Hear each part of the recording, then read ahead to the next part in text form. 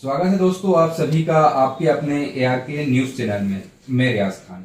आज हम बात करेंगे अवैध कॉलोनी के मसले पर। अवैध कॉलोनी इस समय पूरे मध्य प्रदेश में ये मसला काफी तेजी से गरमाया हुआ है। कुछ समय पहले इन अवैध कॉलोनाइजरों पर प्रशासन की कुछ कार्रवाइयां हुई थी। कार्रवाई होने के बाद में ये मामला पूरी तरीके से शांत हो गया। आज इसी मुद्दे पर हम बात करेंगे। चर्चा स्टार्ट करते हैं। इससे पहले देखिए हमारी ये खास रिपोर्ट। बुधनी विधानसभा में हो रहा है अवैध कॉलोनियों का गोरख धंधा। कृषि भूमि को ही बिना किसी अनुमति और वैधता के कॉलोनी के रूप में काट दिया जाता है। ना ही उन कॉलोनियों में कोई सुविधा होती है और ना ही कोई मापदंडों का पालन किया जाता है। ये गोरख धंधा बुधनी विधानसभा में ही नहीं समूचे मध्य प्रदेश में चल रहा है।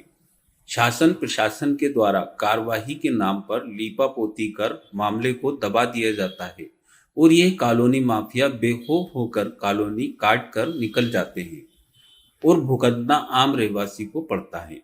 वहीं रजिस्ट्री की बात की जाए तो भू माफिया द्वारा क्रेता को झांसा देकर अवैध प्लाटों की रजिस्ट्री करवा दी जाती है और रजिस्ट्रार के द्वारा भी बिना जांच किए रजिस्ट्री कर दी जाती है। इन कॉलोनियों में मूलभूत सुविधा न मिलने के बाद रहवासी सरकारी दफ्तरों के चक्कर काटते नजर आते हैं। आखिर कब तक इन भू माफियाओं पर कार्रवाई होगी, यह तो आने वाला समय ही बताएगा। आज इसी मसले पर हमसे बात करने के लिए मौजूद हैं कांग्रेस की ओर से गोपाल शर्मा जी, जो जिला प्रवक्ता हैं सीहोर से। दूसरी तरफ हमारे साथ बात करने के लिए मौजूद हैं सुनील महेश्वरी जी, जो भाजपा नेता हैं। साथ ही हमारे साथ मेरे सहयोगी फारूक खान मौजूद हैं, जो इस समय मेरा सहयोग देने के लिए इस मसले पर मेरे साथ चर्चा करेंगे। सुनील जी, सबसे पहले मैं आपसे जानना चाहूंगा, जैसे ही मुख्यमंत्री शिवराज सिंह चौहान की वापसी हुई थी, उन्होंने भरे मन से भू माफियाओं पर एक बयान दिया था कि माफिया सुधर जाओ, नहीं तो 10 फीट जमीन में गाड़ दूंगा।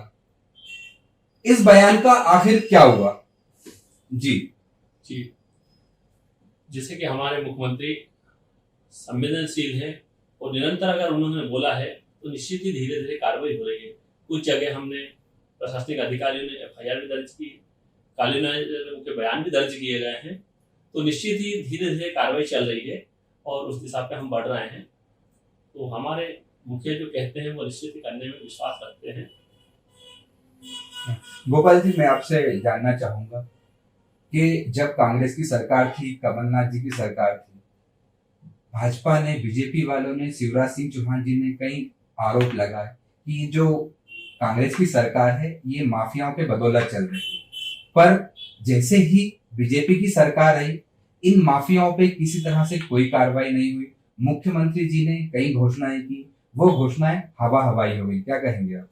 देखिए, मध्य प्रदेश के मुख्यमंत्री शिवराज सिंह जी चौहान, जिन्हें घोषणावीर कहा जाता है, उनका जो एक घोषणा होती है, उनका काम करने का तरीका कुछ और होता है और बोलने का तरीका कुछ और होता है। ये सारे मध्य प्रदेश के लोग, मध्य प्रदेश की आवाम, सारी जनता वाकिफ है। माननीय शिवराज सिंह जी चौहान जब विपक्ष में होते हैं तो वो माफियाओं पर कार्रवाई की बात करते हैं, नर्मदा सेना बनाने की बात करते हैं, माफियाओं पर कठोर कार्रवाई की बात करते हैं। लेकिन सत्ता में आने के बाद ये उनके संरक्षण दाता बन जाते हैं और इसका सीधा सा सबूत आप पूरे मध्य प्रदेश ही नहीं अपितु उनकी विधानसभा क्षेत्र में अगर जाकर देखेंगे, शराब माफिया, रेत माफिया, भू माफिया और सहकारिता माफिया और ऐसे दर्जनों माफिया हैं जो सरकार को चंदा दे रहे हैं या सरकार के संरक्षण में फल फूल रहे हैं। और उसी में एक भू माफिया है जो पूरे प्रदेश में, मुख्यमंत्री के विधानसभा क्षेत्र में तो है ही, लेकिन पूरे प्रदेश में फल फूल रहा है। जी फारूक जी, मैं आपसे जानना चाहूंगा कि बीजेपी हो चाहे कांग्रेस हो, दोनों एक दूसरों पर आरोप प्रत्यारोप लगाती है। इसी बीच में इन कॉलोनी माफियाओं के कारण जो आम लोग हैं, जो अपने घर संजोने का सपना देखते हैं, वो घर खरीदते हैं, उसके बाद उन्हें उन कॉलोनियों में सुविधा नहीं मिलती। आप कैसे देखते हैं इन बातों को? देखिए, ऐसा है कि इस बात में कोई शक नहीं है कि चाहे कांग्रेस की सरकार हो या बीजेपी की सरकार हो, इन माफियाओं को कहीं ना कहीं एक संरक्षण किसी न किसी नेता द्वारा जरूर मिलता है, और इसी की बदौलत आज तक ये लोग फल फूल रहे हैं, अपना काम करते आ रहे हैं। हालांकि इससे बहुत बड़ा नुकसान जो होता है वो उपभोक्ता को होता है।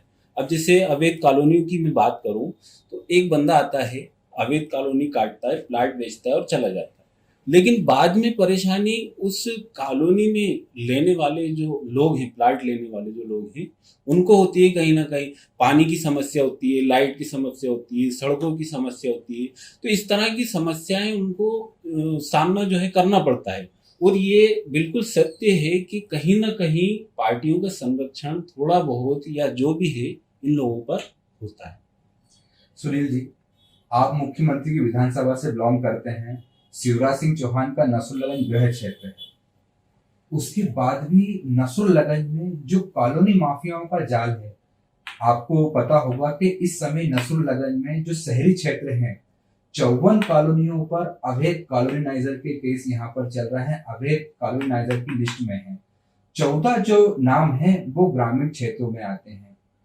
क्या मुख्यमंत्री जी को के क्षेत्र में इतने बड़े पैमाने पर जो कॉलोनी माफिया हैं, इस पर सरकार आखिर क्यों लगाम नहीं लगा पा रही है? जी, निश्चित हम कार्रवाई कर रहे हैं। अभी सभी कॉलोनियों के जो कॉलोनाइजर है उन लोगों को नोटिस भी दिए गए हैं, उनके बयान भी दर्ज किए गए हैं। कार्रवाई तो चल रही है और निश्चित ही उसको सफलता मिलेगी, क्योंकि कहीं ना कहीं कानून से बड़ा कुछ नहीं होता है। कानून का राज है। हमारे मुखिया का भी आपने देखा हो, पिछली बार भी सुना होगा आपने, टीवी डिबेट में भी उन्होंने न्यूज चैनलों पर बोला था कि माफियाओं को हम 10 फीट अंदर काट देंगे।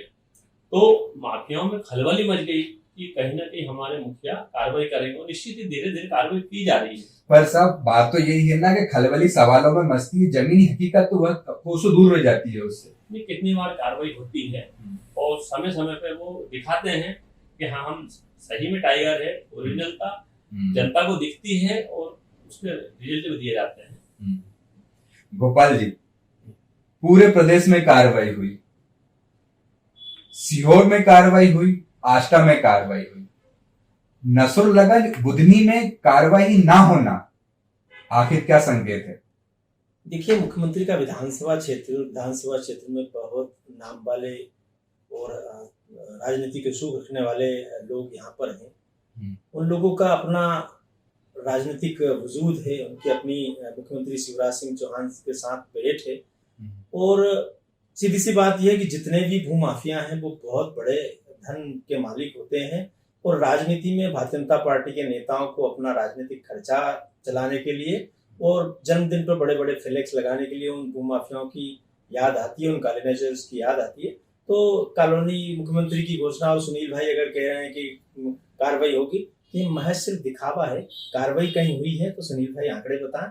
मैं सुनील भाई से कहना चाहता हूँ, पर कितनी 55-54 अगर कॉलोनियां नसरुल्लागंज में है, 14 कॉलोनियां ग्रामीण क्षेत्रों में बन गई है, कितने लोगों को नोटिस दी, कितने लोगों पर कार्रवाई हुई, या कितने लोगों पर आर्थिक दंड देकर उन्हें पनिश किया गया? ये तो कॉलोनी माफियाओं का, भूमाफियाओं का ये बात करते हैं।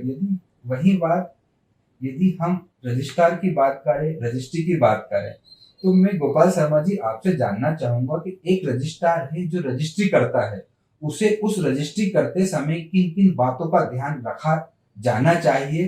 क्या ये लोग इन बातों का ध्यान रखते हैं?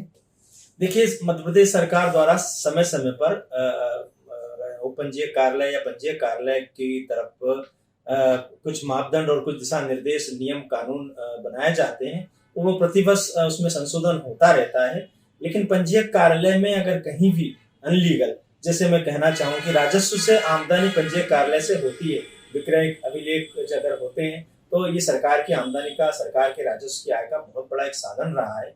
लेकिन नामांतरण की प्रक्रिया में अगर कोई किसी प्रकार से दोषी व्यक्ति को या उस अधिकार क्षेत्र से अलग व्यक्ति को उसका अधिकार या नामांतरण किया जाता है, तो निश्चित तौर पर उसमें प्रदेश सरकार दोषी होती है। उपपंजीयक कार्यालय भी अगर कहीं ऐसा करता है तो निश्चित तौर पर वह दोषी है। सुनील जी, यही सवाल मेरा आपसे है। आप सत्ता में हैं, आपकी सरकार है, उसके बाद भी रजिस्ट्री से सरकार का एक बड़ा राजस्व आता है। सरकार रजिस्ट्री के मामले में कभी भी अवैध कॉलोनाइजर और रजिस्ट्री के मामले में कभी सरकार ने इंटरफेरेंस नहीं किया। सीधा सा ये कहा जाए कि सरकार दोनों तरफ से अपना लाभ उठाना चाहती है। एक तरफ तो अवैध कॉलोनियों को घोषित कर दिया गया, दूसरी तरफ उन्हीं अवैध कॉलोनियों की रजिस्ट्री की जा रही है, धड़ल्ले से रजिस्ट्री की जा रही है। रजिस्ट्रार से बात करते हैं तो रजिस्ट्रार साहब का एक ही कहना रहता है कि साहब आप स्थगन आदेश ले आइए, आप स्टे ले आइए, मैं रजिस्ट्री नहीं करूंगा। रजिस्ट्री रोकने का हमारा कोई अधिकार क्षेत्र नहीं है, क्या कहेंगे आप? देखिए, रजिस्ट्री रुकेगी तो जो जनता है जिन्होंने प्लाट लिए हैं वो अपने मकान रहने से वंचित हो जाएंगे, तो कार्य तो चलेंगे और उन माफिया पे कार्रवाई भी चल रही है, तो दोनों पक्ष रहेंगे, क्योंकि मकान देने की आवश्यकता है और हम जनता को मकान से वंचित नहीं कर सकते हैं। कार्रवाई उन काली नजर पर चल रही है, उनके बयान भी लिए गए हैं और समय समय पे कार्रवाई करते हैं। साहब, मकान देने का आपका अधिकार है, जनता का अधिकार है, ठीक है, पर उनको उस मकान में, उस कॉलोनी में सहूलियत तो मिले। कॉलोनियों में पानी की व्यवस्था नहीं है, सीवेज की व्यवस्था नहीं है, लाइटिंग की व्यवस्था नहीं है, ये कैसी व्यवस्था है? देखिए, आजादी के बाद से तो मध्य प्रदेश में ज्यादातर समय कांग्रेस की सरकार रही। ये विषय कांग्रेस की सरकार, साहब ये तो वही वाली बात हो गई है कि 15 साल से मध्य प्रदेश में बीजेपी की सरकार है, आखिर कब तक के कांग्रेस पर ठीकरा फोड़ा जाएगा?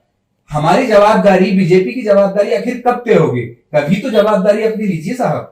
हमारे मुखिया ने तो जन्म से लेकर मृत्यु तक की विभिन्न जनकल्याणकारी योजना बनाई है, जिसका जनता निरंतर लाभ ले रही है और हम विकास में कहीं पीछे नहीं। हमारे मुखिया ने विकास की गंगा बहा दी। ऐसे लोकप्रिय मुख्यमंत्री मध्य प्रदेश की धारा में न तो हुए न कभी होंगे, क्योंकि जिन्होंने हर वर्ग के कल्याण के लिए योजना बनाई। ठीक है गोपाल जी, आप कुछ रिप्लाई करना चाह रहे थे? देखिए, 1947 में जब जवाहरलाल नेहरू जी ने पहला भाषण लाल किले की प्राचीर से दिया था, तो आज की महंगाई का दोषी विश्वास सारंग जी जवाहरलाल नेहरू जी को दोषी ठहराते हैं। नहीं, आप थोड़ा सा मुद्दे पर भटक रहे हैं। ये बताना चाहता हूँ, ये 70 साल के कांग्रेस पर अपना ठीकरा थोपने की कोशिश करते हैं। इनके सारे नेताओं की यही हालात है।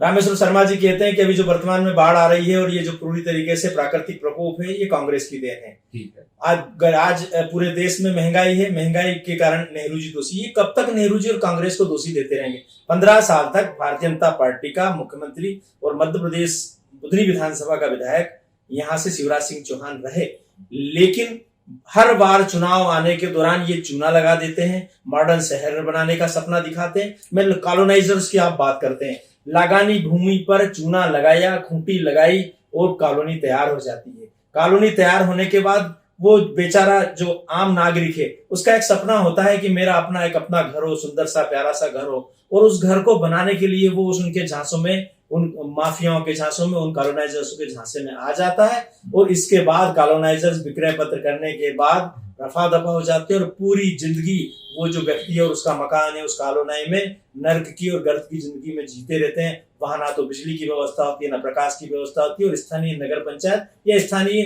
जो सरकार होती है वो वहां पर कोई भी विकास कार्य नहीं कर पाती है। ये नसरुल्लागंज की लगभग 40 से 45 कॉलोनियों में आप देख सकते हैं।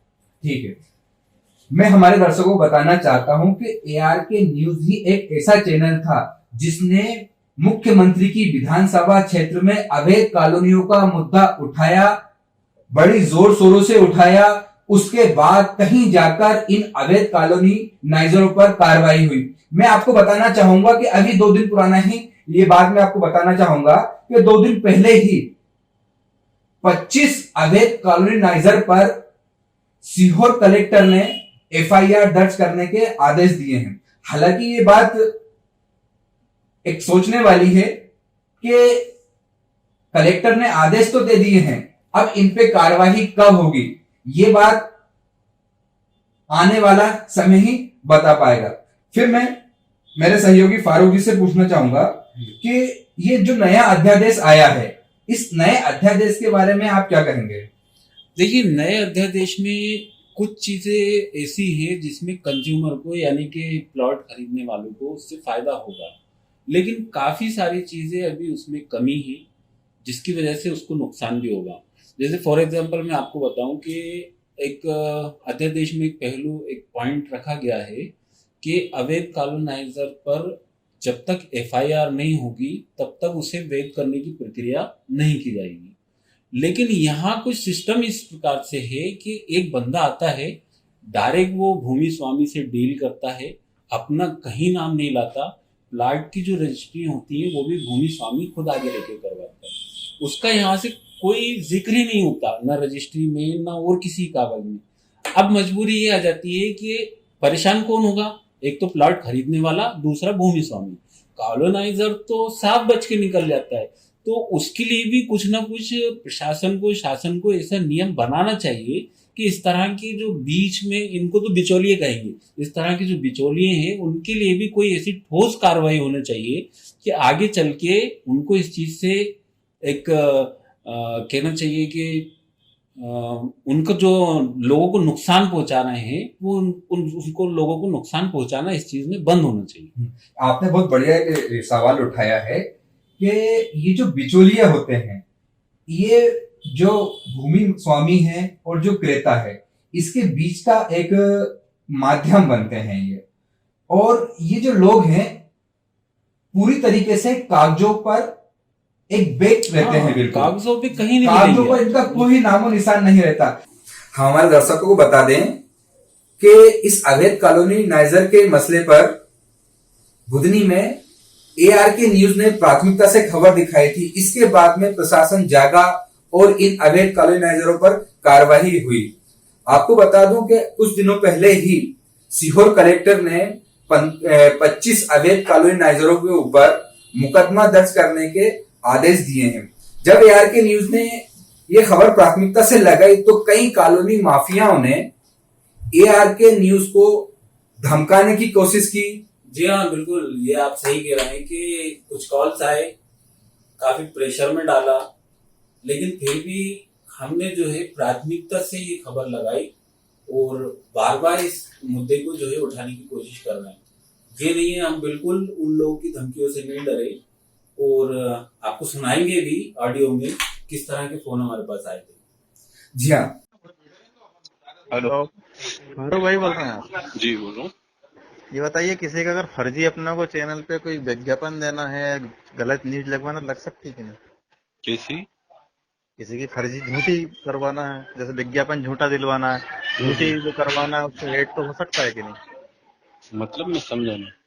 मतलब ये कोई आदमी लड़का है, हमको साबित करना है कि लड़की है, तो कर सकते हो कि नहीं आप? किस विषय में? किसी भी विषय में। नहीं, ऐसे कैसे हो सकता है? तो आपके न्यूज से ये चैनल क्यों लग रही है बताइए? क्या? आपके चैनल से न्यूज लगी है बालाजीपुरम कॉलोनी फर्जी है, इसका तो वही नहीं है, कुछ भी नहीं है इसके अंदर। देखिए, उसके लिए आप रियाज से बात करिए। मैं हमारे दर्शकों को विश्वास दिलाना चाहता हूं, ARK न्यूज ना कभी किसी से डरा है, ना कभी किसी से डरेगा। हम हमेशा जनता के मुद्दों की आवाज उठाते हैं, हम आपके हित की आवाज उठाते हैं। फिर चाहे कॉलोनी माफिया हो, चाहे किसी भी तरह के माफिया हो, ARK न्यूज ना कभी डरा है, ना कभी डरेगा। कई कॉलोनी माफिया जो थे, जिन्होंने हमारे सहयोगियों को फोन लगाकर FIR करने की धमकी दी, कोर्ट में ले जाने की धमकी दी, पर हमारा एक ही कहना था, आपको जो करना है आप कीजिए। ARK न्यूज के पास में अवैध कॉलोनाइजर का पूरा बायोडाटा है। हम आपको बताते हैं, नसरुल्लागंज में कुछ कॉलोनियां वैध हैं, हो सकता है कागजों पर वैध हो, क्या जमीनी हकीकत पर वो सारे नियम फॉलो करते हैं या फिर कागजों पर उसे वैध कर जो रहवासी हैं उनको गुमराह करते हैं, उनको परेशान करते हैं। गोपाल जी, क्या कहेंगे आप? देखिए, एक्चुअल में कहा जो कॉलोनी माफिया होते हैं, या मैं कहूँ कि ये जिस तरीके से माफिया राज चल रहा है, इसमें सरकार को अपने नियम में, कानून में संशोधन करने की निश्चित तौर पर आवश्यकता है। जैसा कि आप सभी ने कहा कि इसमें एक बिचौलिया होता है, वो उसका कहीं ना कहीं नाम नहीं होता है, वो पर्दे के पीछे होता है। निश्चित तौर पर ऐसा पूरे मध्य प्रदेश में हो रहा है, लेकिन सरकार को उसमें संशोधन करने की आवश्यकता है कि जब लागानी भूमि आवासीय क्षेत्र के लिए जब परिवर्तित की जाए, तो उस समय आवासीय कॉलोनी बनाने के लिए उस एजेंसी को, उस संस्था को या उस फर्म को ही इस कॉलोनी काटने का आदेश दिया जाए, जो पूरी तरीके से उस फर्म के मालिक को, उसके प्रतिष्ठान को, उसके निवास को, उसकी कार्यक्षमता को दर्शाती हो। तो निश्चित तौर पर ये बिचौलियापन खत्म हो जाएगा। आज परिस्थितियां इसके विपरीत हैं। सीधे खेत का जो किसान होता है वो रजिस्ट्री कर रहा है, बीच के बिचौलिए उस पैसे को खा रहे हैं, और सुविधाओं के नाम पर सिर्फ चूना लगाकर मकान बना दिया जाता है। फिर वो पूरी कॉलोनी अवैध रहती है। वहां का जो नागरिक है, उस प्लाट का, उस भूखंड का जो उपभोक्ता होता है, वो पूरी तरीके से हवा, प्रकाश, बिजली, सड़क और सरकारी जो जितनी सुविधाएं होती है उससे वंचित रहता है। इसमें थोड़ा सा मैं शर्मा जी आपको बताना चाहूंगा कि कहीं ना कहीं सिस्टम की भी थोड़ी सी कमी है। देखिए क्या होता है कि एक वैध कॉलोनी काटने के लिए आपको बहुत सारे डॉक्यूमेंट्स जो है वो करवाना पड़ते हैं, डॉक्यूमेंट्स कार्रवाई जो भी है वो करवाना पड़ती है।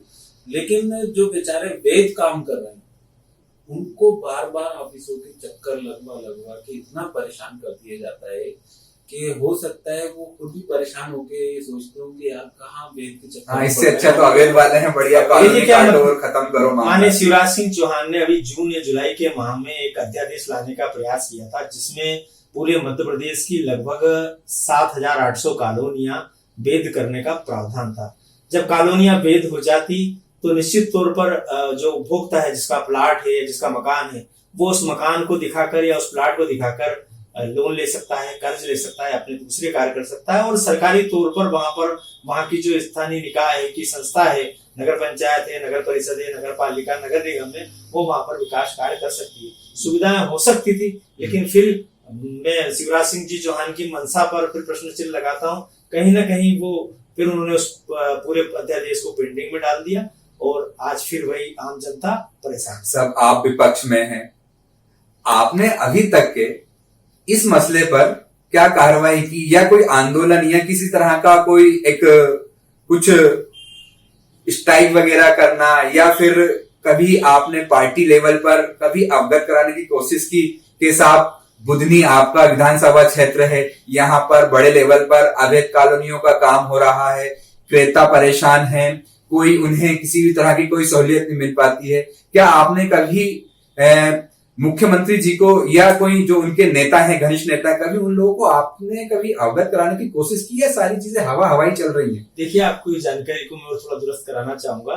पूरी तरीके से भारतीय जनता पार्टी की सरकार के खिलाफ कांग्रेस का एजेंडा माफियाओं के खिलाफ, चाहे वो मैं माफियाओं के फिर पुनः नाम लूंगा, भू माफिया, शराब माफिया और जितने भी माफिया हैं, उन माफियाओं के खिलाफ लगातार कांग्रेस प्रदर्शन करती आई है, आंदोलन करती आई है। और इस सोई हुई सरकार को माननीय शिवराज सिंह जी चौहान जब यहाँ पर आए, हम जिला कांग्रेस के माध्यम से, ब्लॉक कांग्रेस के माध्यम से और हमारे प्रदेश कांग्रेस के नेता निश्चित तौर पर इस मुद्दे पर सरकार को जगाते आए हैं, और हमारा यह आंदोलन सतत जारी रहेगा। चाहे रेत माफिया की बात हो, चाहे शराब माफिया की बात हो।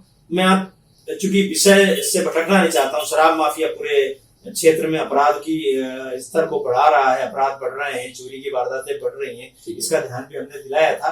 लेकिन अभी विषय भू माफिया का, तो मैं ये कहना चाहता हूँ पूरी तरीके से भू माफिया शिवराज सरकार में सुरक्षित है, संरक्षित है।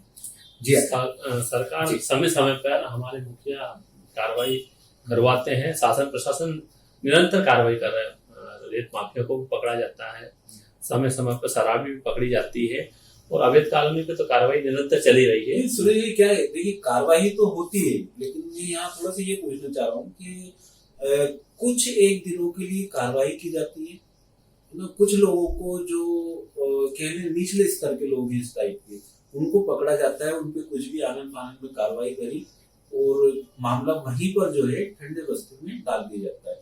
अभी तक किसी बड़े लोगों पे कार्रवाई क्यों नहीं हुई? जबकि काफी बड़े बड़े लोगों के नाम भी उजागर हैं, लोगों के जहन में हैं या मार्केट में फैले हुए हैं। तो इन तरह के लोगों पे कब तक कार्रवाई होगी, मैं ये जानना चाह रहा था। ये कार्रवाई तो निश्चित चलती है और आपने पिछली बार देखा भी होगा कि हमारी भारतीय जनता पार्टी की सरकार ने, माननीय शिवराज जी ने समय समय पर अवैध कानूनों को वैध करने का कार्य भी किया है। पिछले कार्यकाल में आपने देखा होगा भोपाल नगर हो या इंदौर महानगर की अवैध कानूनों को वैध करने का कार्य भी किया है। यहाँ पर भी हमारी जनता को कोई समस्या नहीं हो। माननीय शिवराज जी का जनता और जनता के लिए शासन का लक्ष्य है, तो वो हम समाज के अंतिम श्रेणी तक, अंतिम तबके के व्यक्ति के लिए भी जन कल्याणकारी योजना बनाते हैं, उसे मूर्त रूप से लागू करते हैं। तो उनके मन में हमेशा पीड़ा रहती है और वो दिन रात, आपने देखा वो 24 घंटे में 5-6 घंटे सोते हैं और निरंतर जनता के लिए सोचते रहते हैं और जनता को मूर्त रूप में गोपाल जी, आप योजना लागू करते हैं। देखिए, शिवराज सरकार पूरी तरीके से बहुत घोषणा वीर शिवराज सिंह जी की सरकार है। कार्रवाई के नाम पर मैं बताना चाहूंगा सुनील भाई को कि इनकी कार्रवाई होती है तो छोटे जो रेत की कश्ती वाले छोटे मंझोले होते हैं, उन पर कार्रवाई होती है। उनकी मशीनों से, उनकी नाव से, उनकी बोट से छोटी छोटी मशीनें निकाल ली जाती है और कार्रवाई के नाम पर हल्की फफूंदी कर दिया जाता हूँ। मैं प्रश्न पूछना चाहता हूँ मुख्यमंत्री शिवराज सिंह जी चौहान से और आज यहाँ पर बैठे हमारे साथी सुनील माहेश्वरी जी से, क्यों बड़े पावर में कंपनी के बड़े बड़े स्टॉक अभी हैं, एनजीटीसी की रोक के बावजूद भी रेत का अवैध परिवहन और अवैध उत्खनन चल रहा है, इन पर कार्रवाई क्यों नहीं की जाती? बड़े शराब माफियाओं पर कार्रवाई क्यों नहीं की जाती? जो 4-5 लीटर 10 लीटर शराब बना रहा है उसको वहां जाकर जब्ती बना दी जाती। बड़े शराब माफियाओं पर कार्रवाई क्यों नहीं की जाती? बड़े रेत माफियाओं पर कार्रवाई क्यों नहीं की जाती? बड़े भू माफियाओं पर कार्रवाई क्यों नहीं की जाती? समय समय पर कार्रवाई होती है। आपने देखा होगा एसडीएम लगातार कार्रवाई करते हैं। टीआई, जब भी पुलिस प्रशासन हो या स्थानीय प्रशासन, निरंतर उन लोगों की मशीनें जब्त करते हैं, डंपर भी पकड़ते हैं और जैसी सूचना मिलती है उस पर कड़ाई से पालन होता है। क्योंकि ये मुख्यमंत्री जी का विधानसभा क्षेत्र है, तो निश्चित ही वो हमेशा इस पर नजर रखते हैं और समय समय पर कार्रवाई होती है और जनता परेशान नहीं हो। देखिए साहब, कार्रवाई तो होती है, किस तरह से होती है जनता इसे बखूबी जानती है। चाहे बीजेपी के हो चाहे कांग्रेस के हो, दोनों, आप बुधनी की बात कर लें, जो अवैध कॉलोनी के मसले में कांग्रेस भी उतनी शामिल है, उतनी ही बीजेपी शामिल है। कांग्रेस बीजेपी पर आरोप लगाती है, बीजेपी कांग्रेस पर आरोप लगाती है। इस बीच में नुकसान किसका होता है? आपका होता है, आम लोगों का होता है, और नुकसान उनका होता है जो अपनी जिंदगी भर की पूंजी लगाकर एक घर का सपना संजोते हैं, वो मकान तो बनाते हैं पर जिंदगी भर उन्हें मूलभूत सुविधाएं नहीं मिल पाती है, जिसके कारण वो सरकारी दफ्तरों के चक्कर लगाते हैं और अधिकारी कोई कार्रवाई नहीं कर पाते। आखिर कार्रवाई करें तो कैसे करें, है ना? सुनील जी, मैं आपसे इसी मसले पर जानना चाहूंगा।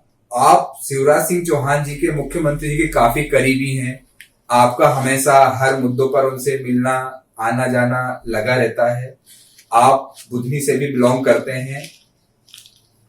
जो हमारे व्यूअर्स हैं या हमारे जो कॉलोनी माफिया जो हैं या जिन लोगों ने कॉलोनियों में अपने प्लाट ले रखे हैं, उनके लिए आप क्या एक आश्वासन देना चाहेंगे आज ARK न्यूज के माध्यम से कि इन लोगों ने इन कॉलोनियों में यदि प्लाट लिए हैं तो इन्हें आने वाले समय में किसी तरह की कोई समस्या नहीं होगी?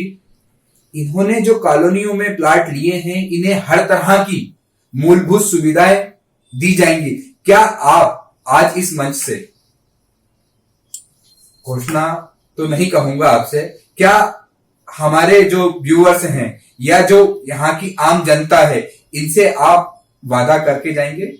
निश्चित ही मैं आपके न्यूज चैनल के माध्यम से ये विश्वास दिलाना चाहता हूं कि हमारे भारतीय जनता पार्टी की लोकप्रिय यशस्वी मुख्यमंत्री के नेतृत्व में चलने वाली सरकार निश्चित ही जनता के हित में कार्य कर रही है और करती रहेगी। हम आपको विश्वास दिलाना चाहते हैं कि जैसे पूर्व में हुआ है, यदि ज्यादा समस्या आएगी तो उन अवैध कॉलोनियों को वैध करने का कार्य भी धीरे धीरे किया जाएगा। वैसे कार्रवाई तो उन पर चल रही है, लेकिन फिर भी जनता को जो मूलभूत सुविधा चाहिए वो हम देने का कार्य करेंगे। अच्छे से रोड बनेंगे। दूसरी चीज, प्रधानमंत्री आवास योजना का लाभ हम आपने देखा होगा नगर में बहुत सारे लोगों को, सैकड़ों को मिला। की कमी है हाँ, थोड़ा सा। और बिल्कुल हम निश्चित समय समय पर विकास के कार्य करते रहेंगे और मूलभूत सुविधा पूरी उपलब्ध करवाएंगे।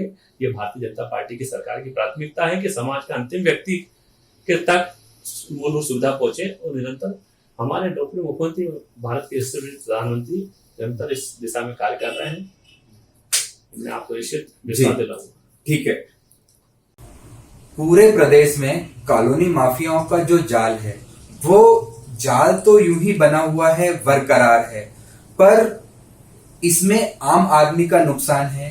कांग्रेस बीजेपी पर आरोप लगाती है, बीजेपी कांग्रेस पर आरोप लगाती है, पर मसला वहीं खड़ा होता है कि इसमें जो गरीब तबके के लोग हैं या जो कॉलोनियों में प्लाट ले लिए हैं, उन्हें किसी तरह की कोई समस्या है वो उनका समस्याओं का समाधान नहीं हो पाता है।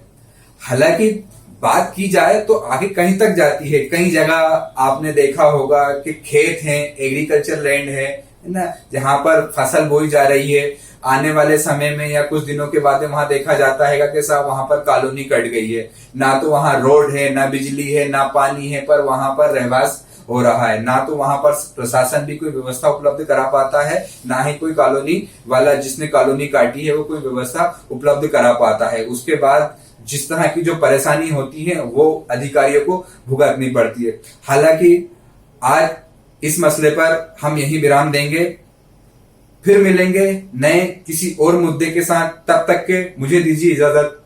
नमस्कार।